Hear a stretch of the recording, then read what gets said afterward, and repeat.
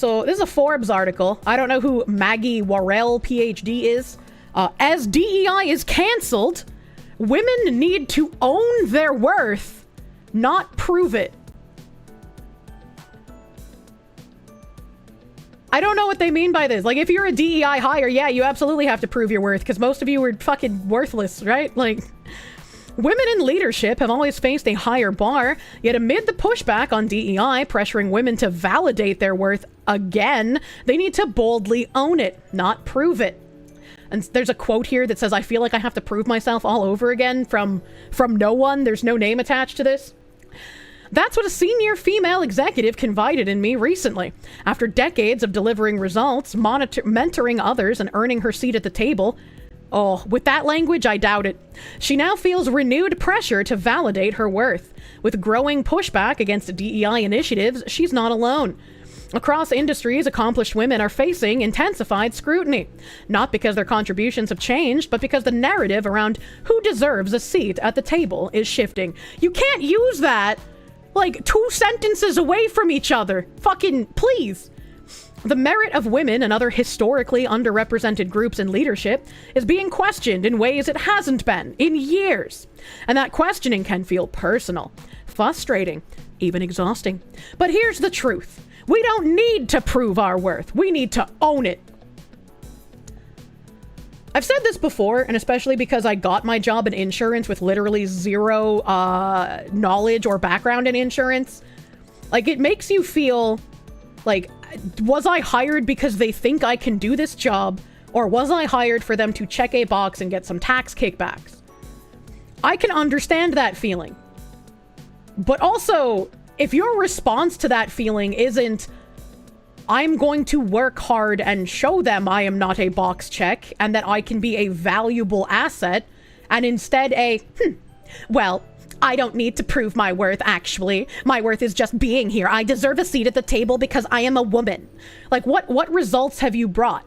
What have you mentored, right? Because if you are some like DEI hire who is preaching DEI nonsense from the Marxist playbook, and you're not actually giving skills in your mentoring, and your decades of delivering results are actually just bunk like the McKinsey study because there's no correlation between diversity and results in the business sector, I would say that's fairly fucking worthless then, right?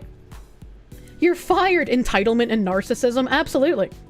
And it's like, I would say there's a problem, right? Where if you have the data-driven results, like I did at my insurance company, I became like the highest output of anyone at the company. I had incredibly high numbers, which is why I kept getting promotions and cross-trained in other areas. I was like, I brought results, and they saw my worth. I was not just a simple fucking checkbox, right? So it's like, if people see those results and then still treat you like you're a checkbox or like you're garbage, then yeah, the problem is with the people, because you have the proof on your side that you're capable of giving them actual results. If they're so great, they can go start their own company, blow all the misogynists out of the water. Ooh, that fucking, I love that article of like the all-woman purse company. That's an oldie but a goodie, baby. Oh boy. Speaking of which, and the data's on our side. A 2023 McKinsey and Company study. Wow, I'm sure that's not bullshit like the original McKinsey and Company study. Found that companies with diverse leadership teams are 39% more likely to outperform competitors, a statistic that remains consistent across industries. Similarly, Harvard Business Review research shows that women consistently score higher than men in 17 of 19 key leadership capabilities, including emotional intelligence, resilience, and collaboration, qualities that drive long-term success. I'm gonna punch so fucking hard here. There is no way that they're claiming women have a higher emotional intelligence when they're in a highly stressful situation. Just no fucking way, dude. Men have like tempered themselves to be like callous and calculating when it comes to making business decisions and not letting their emotions get in the way when they might have to make a decision that's not the best, right? Like, they're just like, this is going to look like a bad decision, but it is for the best interest of the company, for the portfolio, for the shareholders. This is something that we're going to have to do, even if we might not like it. Right, like this is typically something that men can compartmentalize. Not to say that women can't do it, but the amount of women that can is rather small. Only a 39% chance to surpass other businesses. And this is a 2023 study. So this is after their original study that touted diversity being able to bring business results, which means after they stacked boards and leadership rooms and bench tables and shit with all of their diversity hires, it's still only 39% more likely. And it's not even a correct causation here. When they say emotional intelligence, as sociologists, they understand empathy and emotions better. Yeah, they could be exploited easier. Yet, despite this overwhelming evidence, women still face an uphill battle. The broken rung in leadership pipelines remains a persistent barrier, with only 87% women promoted to management for every, with only 87 women promoted to management for every 100 men, according to McKinsey's 2024 Women in the Workplace report. And this should never be one-to-one. This should never be one-to-one, because you shouldn't be placing people in management positions or in positions of power based on whether they have a penis or a vagina. You should be placing them there because they have the ability to make hard decisions. They have the ability to lead because they deserve a management position. That is 87% though. Shh. It's just like, I'm tired, man. We talked about, I can't remember the lady's name, but we talked about some lady when we were talking about Reuters as well. And she has an entire consultation company that is built around advising corporations on which women and how many women to place on their C-suite management teams. I forget what they're actually called. I know it's C-suite something else. But her whole company is just based on getting women into these positions of power in companies. And it was a crazy thing to talk about. I don't know. Deanna Oppenheimer, that's her name. Deanna Oppenheimer is the name of the lady who runs the consultation company. Board Ready is Deanna's passion and belief in the power of diversity around a boardroom's table spurred her to start BoardReady.io in 2017, a nonprofit that accelerates the diversification and inclusion of governing boards in the U.S. Bored work after a career in financial services as a turnaround executive, Deanna brought her experience into private and publicly listed boardrooms in North America, the UK, and continental Europe. And then executive mentorship.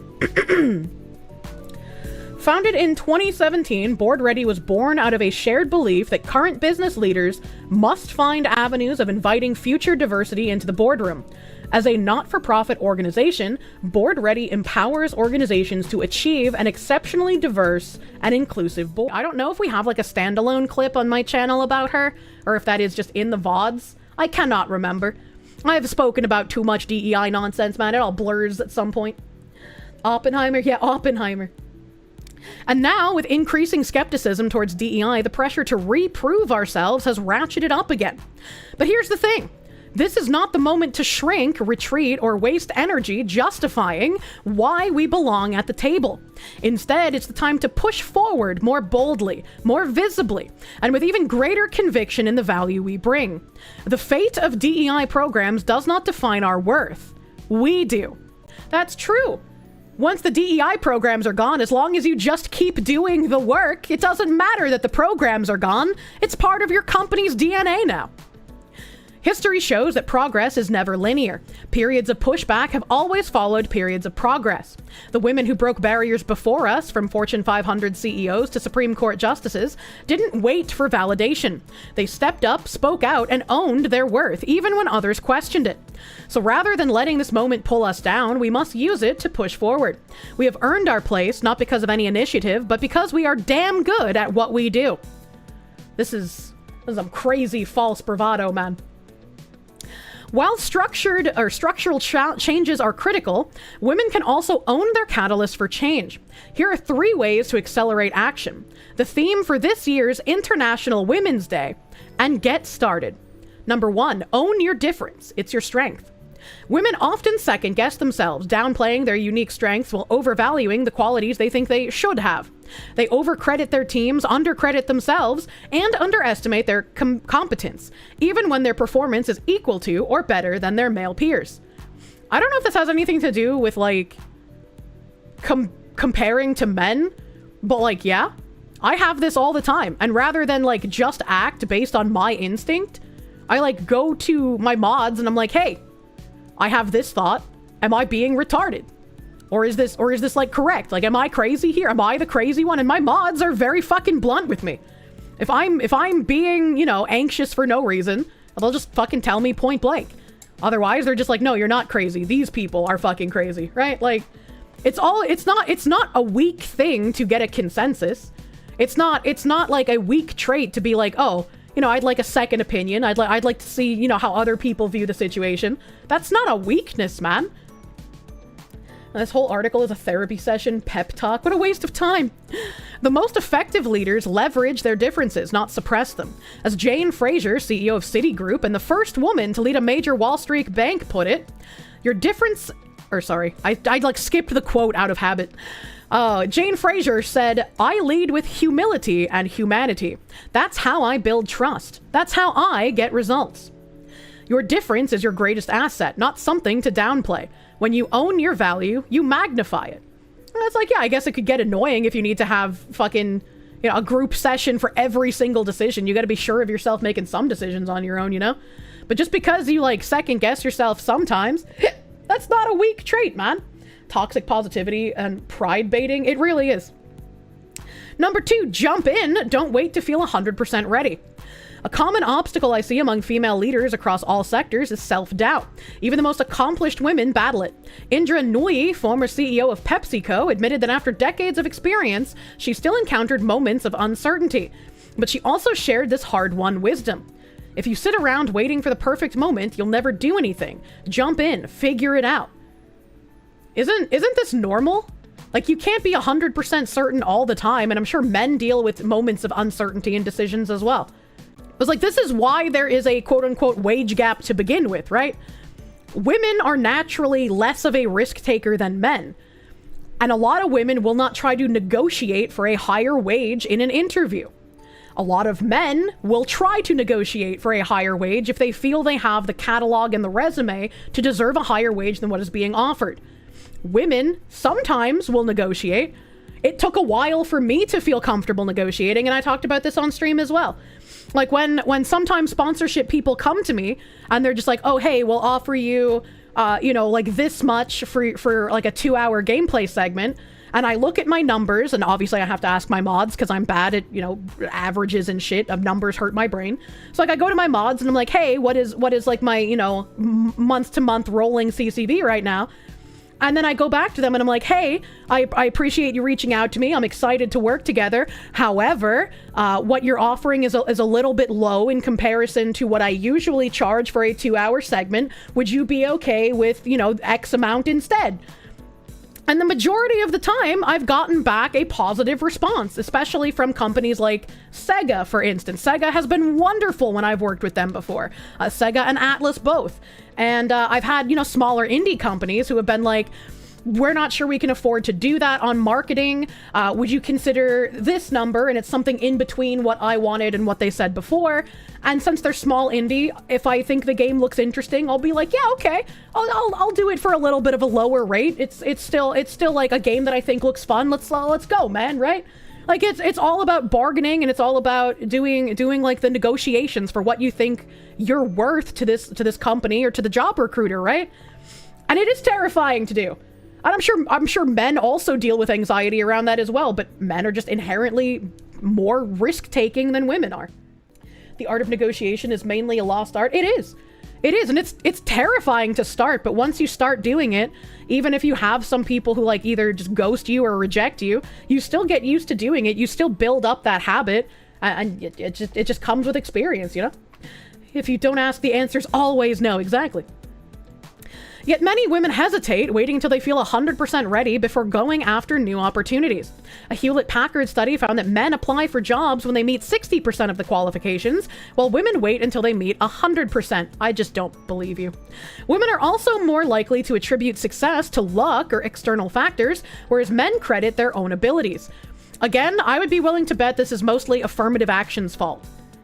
If affirmative action didn't exist, women wouldn't have to question if they were getting a position based on luck or based on them being a woman. They would know resoundingly, just like men, that they got their position because they were qualified for it. Right? Like, I don't... how do they not see the... I mean, I'm sure they see the connection and they're just fucking lying like they usually do, but it's still obnoxious. You've seen this pattern play out countless times. I read that like I was reading a super chat, I'm sorry. I've seen this pattern play out countless times. I've rarely met a woman whose confidence was writing checks. I've rarely met a woman whose confidence was writing checks her competence couldn't deliver on. I cannot say the same of men.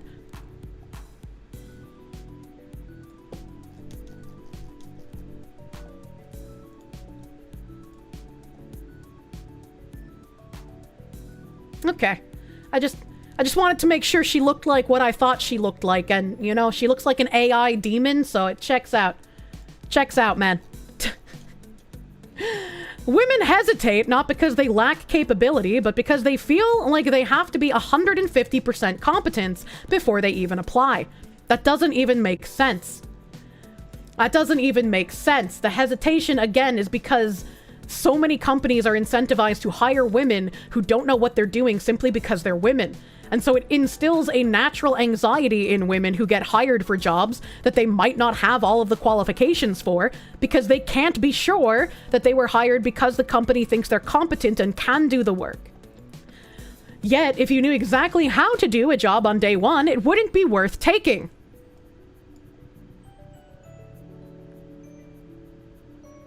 She fucking retard? If you're like a specialist with decades of knowledge in one fucking sector, why would you not take a job that you know how to do? If you are like an expert at it, like what the fuck does that mean? As I wrote in The Courage Gap, any goal that isn't stretching you beyond what you can already comfortably do isn't worthy of you.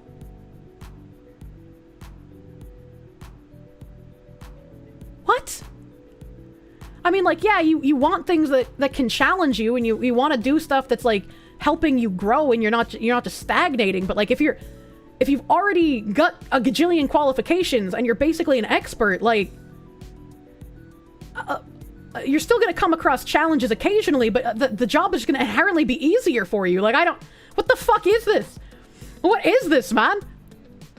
Confidence isn't something you wait to feel, which risks you spending your entire life in a waiting room.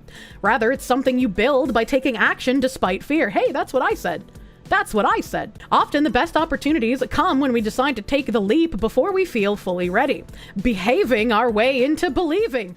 Number 3, bet on yourself every day. The space between what you're capable of and what you actually do, that's your courage gap. The only way to close it is to step forward even as your fear urges you to pull back, play it safe, and stay right where you are. Courage precedes confidence. Marcy Barra, CEO of General Motors, transformed the company and redefined leadership in a male-dominated industry. Her advice: do every job like you're going to do it for the rest of your life, and demonstrate that ownership mentality. Isn't this just literally do every job to the best of your ability? Like, don't fucking half-ass a job because you believe it to be beneath you, but do the very best that you can to show how competent and good you are at whatever it is you're doing. A core theme in Korn Ferry's Women's CEO Speak study was the importance of taking on stretch roles, even when they feel intimidating. The truth is, women who break barriers don't wait until they feel fully ready. They give themselves permission to step up and figure it out along the way, just as men have always done. By the way, this is not a criticism of me, it's a rally cry to women. Take Michelle McKay, who became CEO of Cushman and Wakefield in an industry long dominated by men, or Mary Barra at GM, or Jane Fraser at Citibank. These women didn't have all the answers when they stepped into the top job, but they backed themselves to find the best solutions to the challenges their businesses faced as they went along.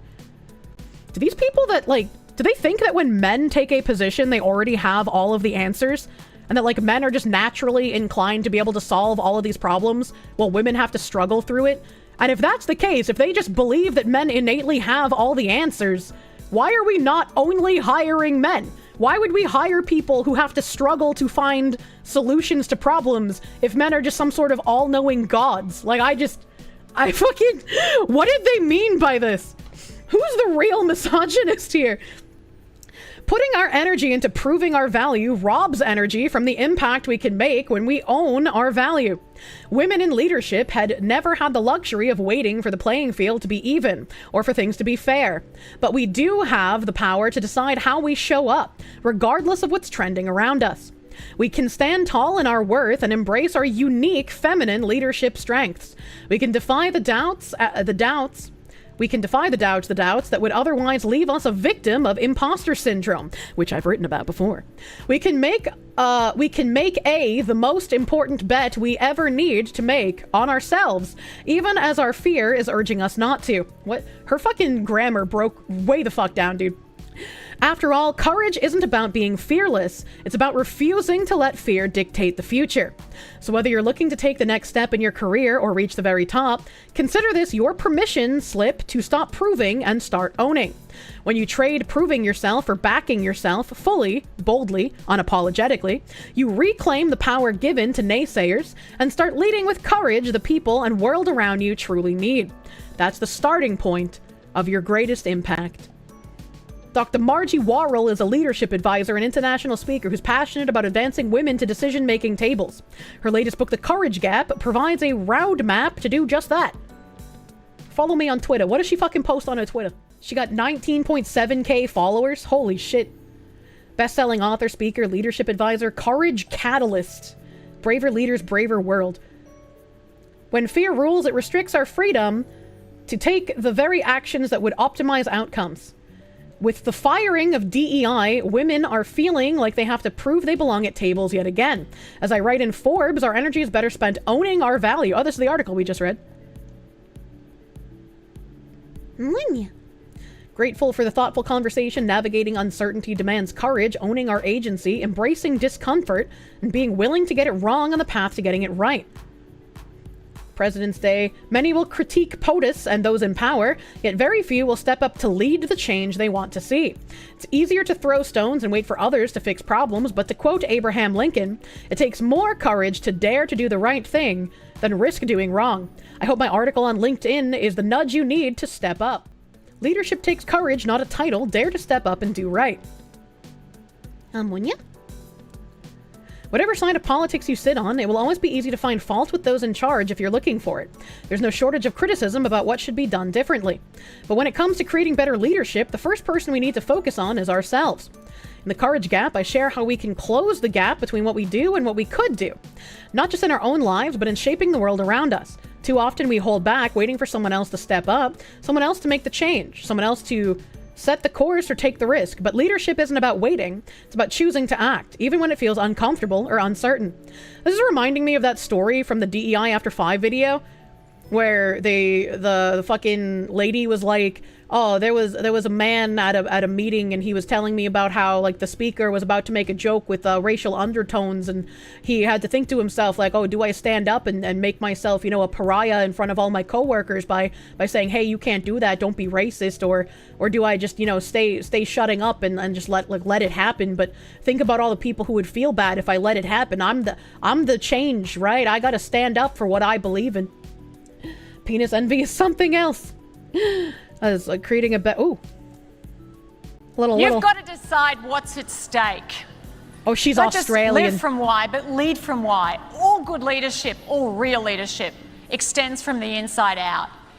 And it's about something that's bigger than yourself, something that's bigger than your own safety. Train the brave. If every day between now and next year you did something that was a bit uncomfortable for you, maybe something's really uncomfortable, but just a bit uncomfortable, a year from now, you would be a whole... This thing behind her. Lead from why. Something brave. Learn, unlearn, relearn. Build your currency? A whole lot more confident in yourself. And you would Build feel your a whole currency lot of braver trust. to take even more risks than you do today. Challenge your story. Be willing to step back from what you think you know and go, you know what, maybe there's a better way. Maybe my best thinking needs an upgrade. And be willing to challenge those beliefs that you're operating under. Build trust in every encounter. think about not just what can I get from this, but how can I be of greatest service to those around me? How can I add as much value as I possibly can? And if that sometimes means having a conversation that's awkward, lay your pride on the line for a more important cause. And finally, own your power. You have no idea what you're capable of doing. And together in this room, I mean, motivational. The collective IQs, the brains, the ingenuity, the creativity, the passion, the purpose, the knowledge, the expertise, if you really got all of that pulling together, what you can do as an organisation and the impact that you can make on the people that your work impacts and the ripple effect of that, on and on and on it goes. Actually, it would defy what you can even imagine. That was the longest 2 minutes of my life. I don't know how people listen to that, man. It's so hard. Today, ask yourself, where do I need to step up to the leadership plate more boldly? The world doesn't just need more leaders at the top. It needs more of us leading where we are with the courage to make the difference our difference makes. What the fuck? The courage to make the difference our difference makes. I hate these people. I hate these people, man. What the fuck does that even mean? The collective IQs. Small thought experiment to start off the week. Think of someone whose presence lights up a room and makes everyone feel a little brighter and stand a little taller.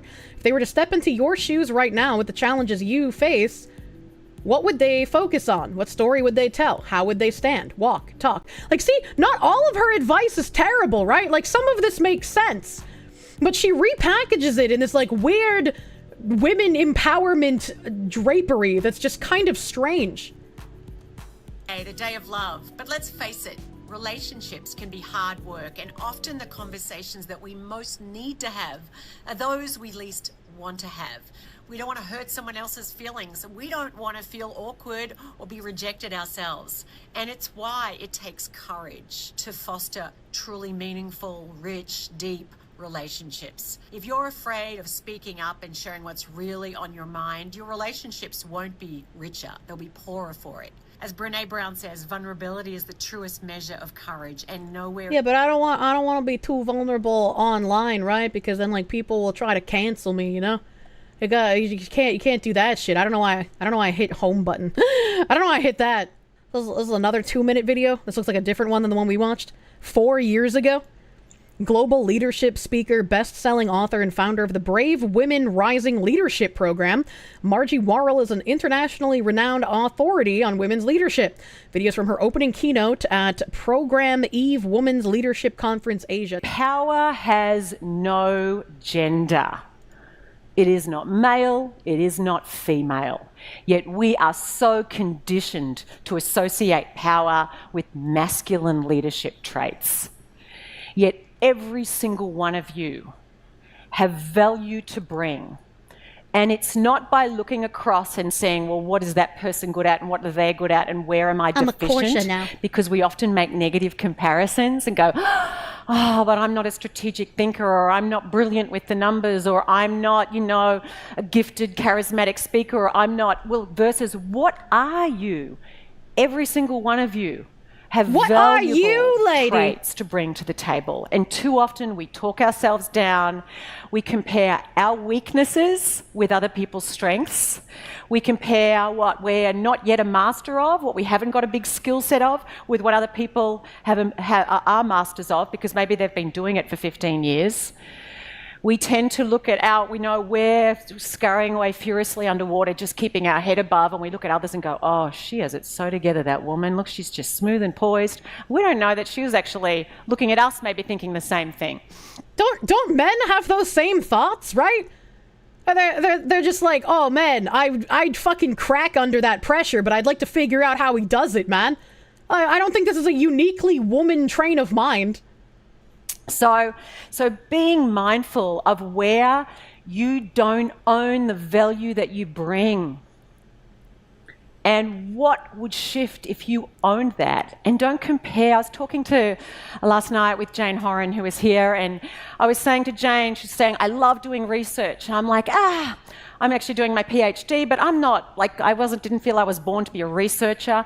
And it's easy, I found myself, to kind of compare, this person's really good at that, or they love that. I'm like, that's fine. We all have our unique value to bring, and we do ourselves, and we do our team, and we do our organisation such a disservice when we get stuck in this negative comparisons. I don't even know what I just fucking watched. Fear creates the gap between thought and action. Fear creates the no-do gap. Be bold, embrace change. Amid your not-so-merry moments, extend grace inward. Does she have shorts? Does she have anything shorter than this? Oh, we watched this one. We watched this one on the fucking Twooters. Holding the courage gap. It's launch day for the courage gap. The courage gap has hit the shelves. That's her fucking... But what is this suit? I am very excited to say that the Courage Gap is here at Barnes & Noble, 555 Fifth Avenue, New York City. I didn't know that you could wear Vera Bradley bags. That's a very weird outfit. What's this one? If we're going to be brave with our lives, how we lead, how we live, we have to be clear about why would I bother? Why would you bother to risk your reputation, to risk your money, to risk being rejected, unless something more important is at stake? If we don't have a clear North Star of what it is we want... The North Star, chat! They all use it! ...governed by moving away from what we don't want. I don't want people to criticise me. I don't want to look silly. I don't want to put up my hand and ask a question in case it's not a good question. And so being clear about... You really have to internalize there are no stupid questions. Like, even if you feel silly and you want to preface it with, like, I kind of got a stupid question, right? Like, just fucking push through that, man. You're not going to learn anything if you're, like, too worried about looking like a silly butt. I fucking look retarded all the time. I gotta ask you guys shit all the time. What is it that you stand for? What is it that you want? Who is it that you want to be? Helps to act like a compass to guide our decisions, because it's so easy to be reactive. And there's so much change right now. And obviously at this particular moment in time, you don't even know where to start with the level of disruption going on. And so just for us to look within ourselves and go, when there's so much uncertainty around us, there is immense agency we get when we can go, but what is it I'm certain about? She says so many words to make herself feel like much more of an authority. An authority. That was a terrible article. And none of us are more intelligent for having read it.